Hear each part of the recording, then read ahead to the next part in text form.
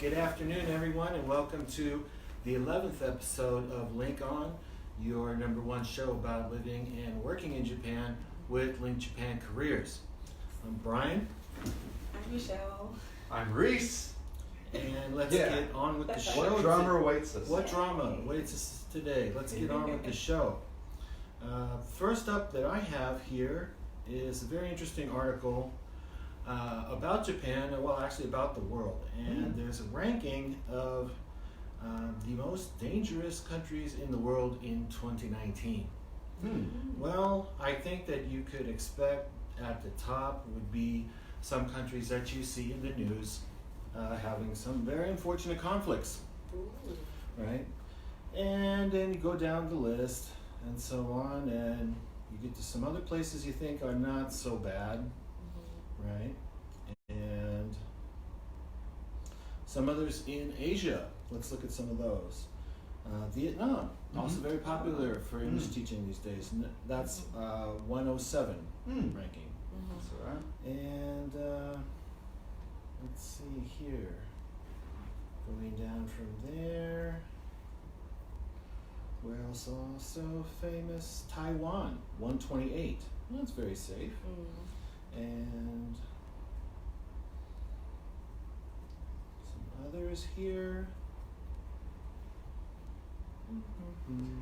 Okay, down at the bottom where Japan is 155. All right. Out of 163 countries. Below Japan, Slovenia, Singapore, Canada, Denmark, Austria, Portugal, New Zealand, and Iceland. That's interesting. Right? Those are the countries that are considered to be more safe than Japan. So one thing when you're considering about a country where you might want to live or work overseas is really how safe it's considered there relatively in total. For example, South Korea, also a very popular alternative to Japan, is 109. It's literally a full third up the list from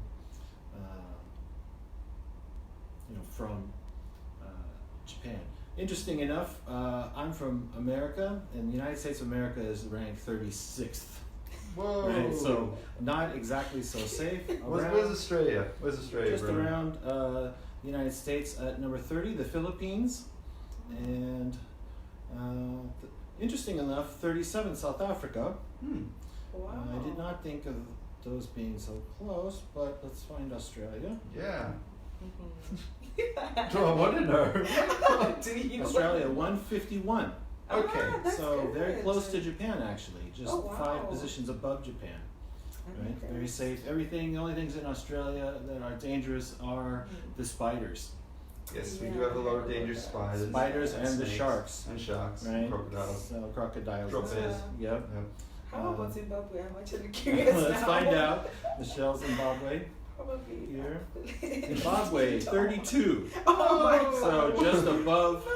You're between Eritrea and Ethiopia, right? Definitely, probably not on your list of places to go teach English overseas. I wouldn't recommend it. Yeah. So that's what we expected, and so this is an interesting thing. When you're considering a country where you might want to live and work overseas, I think people are not sometimes thinking about some very important factors. Number one is the air quality. Right? That's a good one. Right. Yeah. There are some countries maybe great to get in there. Maybe they give you an air ticket. Maybe they promise you a free apartment. Maybe they even give you free food 2 meals a day, even some places. I've heard. Maybe they give you a nice big bonus a couple times a year. But the air quality in that country or in that city might not be favorable to human life. True. Right? True. Yeah. And I've heard of some people that have gone to teach overseas and in a very short period of time come down with bronchial infections, come down with asthma, come down with various problems because of the air quality. And one of the things here in Japan, air quality is very high. It Yep. is. Very, very good. And I think that people don't get those things very That's much, true. right? Because of pollution, No, right? it's true. And, we're talking about the safety factors, one thing. The other is the health one. Very much the air quality. And again, water quality is going to affect you. Water in Japan is very, very good. You can drink out of the tap anywhere. You don't need to buy bottled water everywhere you go. So that's really kind of a thing you have to figure into your life. Some other things, I'm not going to point fingers at specific countries, but the level of freedom that you have there. That's true. Whether it's freedom to travel from place to place, whether you have to have special permission to go from one place to another place, whether your internet is filtered That's or true. controlled by the state. Japan, you do not need any special permission to go anywhere as a foreigner, No. right? You just register where you live and you get your residence card and you can go anywhere and you can go any place without any special permission. And also the internet in Japan is not filtered in any way or controlled by the government, so there is complete freedom of information. We can make this video, right? In other countries we may not be able to make this video, quite honestly, and talk to all of you across the world. So when you're thinking about a country, if you're watching this from overseas and you're thinking about a country, definitely think about these factors because they do impact your life, right? And a lot of people tend to leave their country if they can, to go to another country where they do have clean air, clean water, and some basic freedoms. That's true. You don't want to go from a place that has those to a place that doesn't have them. You're going to be ending up worse than you were to start. I think you're right there, Brian. And I mean, I think the thing that you guys maybe you don't think about first, or maybe you do, but I know I wouldn't have, is like if I saw like, oh, they pay for my ticket, they pay for my meals. That's really, really cool. And maybe you get that little bit of extra money, but what good is that money if you can't use it? If you don't have the freedom to use it, if you're sort of just going to be stuck there, I mean, kind of, it's useless unless you're going to invest. But I mean, do any of us really invest as English teachers? That might be a topic for another video. That's a topic for another video. Topic for another time. We could get an investment guy on here probably. Yeah, no, we definitely can. And the only thing I'd fault Japan's air on is the cedar trees. If you have hay fever, the cedar trees are ruthless. But you will not die. But you will not die. You will not die. You might wish you did, but anyway, let's move on. Let's move on. So, Reese, what do you got this week? What have I got this week? I mean, I was looking for news topics. I don't really have anything. One thing I just wanted to talk about, though, with the New Year around the corner, it's Japanese New Year traditions. What are the traditions that you guys do? We all live here in Japan. We've been here for some time. One of my traditions, being here in Japan, is eating mikans, the mandarins, on New Year's Day, eating soba, getting the osechi, which is basically a Japanese box of many different types of Japanese food from all over the country. It's really, really cool. It's a little bit expensive, but I look forward to that. And I also look forward on New Year's Eve to watching the You Can't Laugh, the Warate wa Ikenai downtown special. It's great. What about yourself, Michelle? What do you do during New Year's time here in Japan? Well, I really like going to the shrines. Of course, yeah. There's always lots of people, so I like going to different shrines, and I look forward to doing that this year. Do you go to the shrine during midnight? No, maybe during the day. So it could be on the first during the day, or if I'm not able to, then the second. Yeah. And would you have a particular shrine that you would recommend? I forgot the name, but there's one near Osaka. It's really popular. What's the name? Sorry, can't. No, that's all right. Have a look for it, and we can come back to you. But that's something else you guys might not know. If you live here, you probably do know. But the shrines are open at midnight, and it's very common, at least here in Tokyo and the big cities, to see long lines of people at 12, the dead of night, going to these shrines and making their sort of little New Year's wishes and sort of meeting the community. What about yourself, Brian? What do you do New Year's time? I love those black beans. I know the ones. Those black beans, the sweet black beans. Yes. So I usually eat a whole pack of those between New Year's Eve and New Year's Day, right? So those are really great. Do you watch the Kohaku show? No, these days I don't watch Kohaku as much because it's same old. It's about the same old bands and stuff every time. Usually I'm watching the same as you, the Warate or if they have Sasuke. Ah, or yeah, Sasuke's good. A lot of times they have kickboxing Mm-hmm. these days on New Year's Eve, so watch that. That's usually it. Yeah. No, but that's good. But what about you guys out there? How do you celebrate New Year's Eve? Yeah, You know, let us know in the definitely. comments. You know, we want to hear. But let's move on now. Right, it's time for Michelle's Corner. Yay! Take it away, Michelle. Okay, so I just wanted to talk about one thing that candidates sometimes might struggle with a little bit. Usually when you're applying to non-English teaching positions, our clients usually request for Rirekisho, which is a Japanese resume, and a Shokumokere Kisho, which is a Japanese CV. So maybe my word of advice, since we're going into the holidays and closing down for a little bit, if you're interested in going into positions that are non-English teaching, you might want to start working on those resumes so that by the time that companies open and start processing people again, you have your documents on hand and it doesn't take you weeks to make them. Because sometimes so I screen people and talk with them and have a phone interview, and then they'll say, so I don't have my Rirekisho and Shokumokere Kisho, so I'm going to take some time to make those, and it might take them like 2 weeks, and by the time they come back to me with the documents, the clients have already made a selection and already going to hire someone else.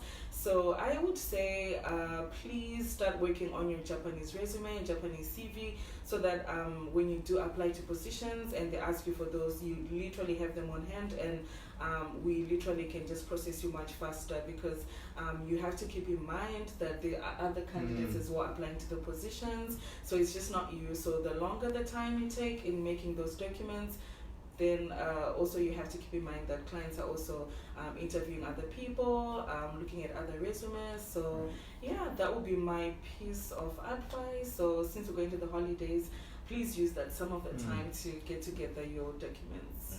Yeah.